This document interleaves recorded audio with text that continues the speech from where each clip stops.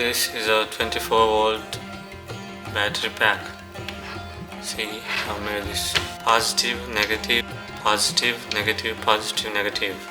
So to get a 24-volt output, these 6 cells are connected in series and these 4 are in parallel. So starting from here, this is positive to negative. The current flows like this, here to here, like this. I hope you're getting the current flows like this, from here to here, like this in series. I can get a 24-volt system. So I have to weld here from this cell positive to this cell negative, from this cell positive to this cell negative, this cell positive to this cell negative, like this. After that, after doing the same thing for 4 in parallel, I have to weld everything in parallel like this. Finally we will have a 24-volt battery pack. So before beginning with, we need to ensure the safety of the battery pack. So for safety we need to use this.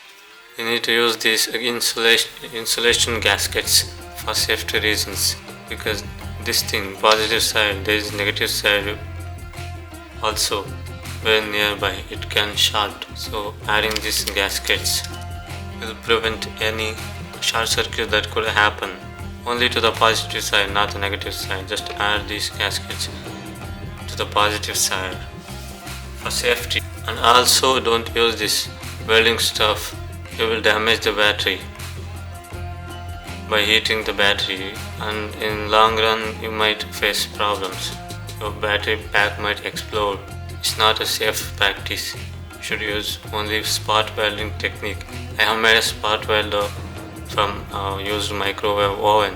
I will give the link in description. Do watch and make yourself one. It's a very cheap machine, but a very powerful one. Do not use solder for this purpose if you don't want to die.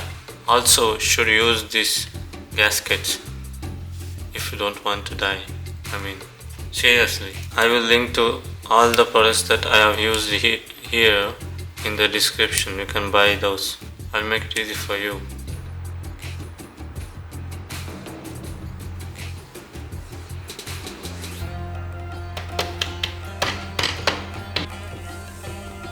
I'm done with adding the insulation gaskets both sides to the positive side of the batteries.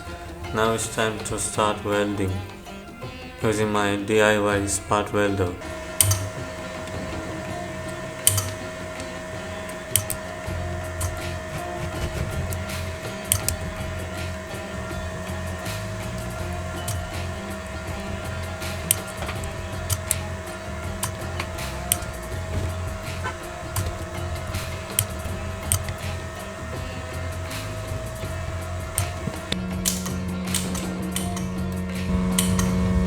So I have made the 6S 4P battery pack here, as you can see. This is the positive end of the battery and this is the negative. To connect this to the BMS, we need to mark the batteries from 0 to 6.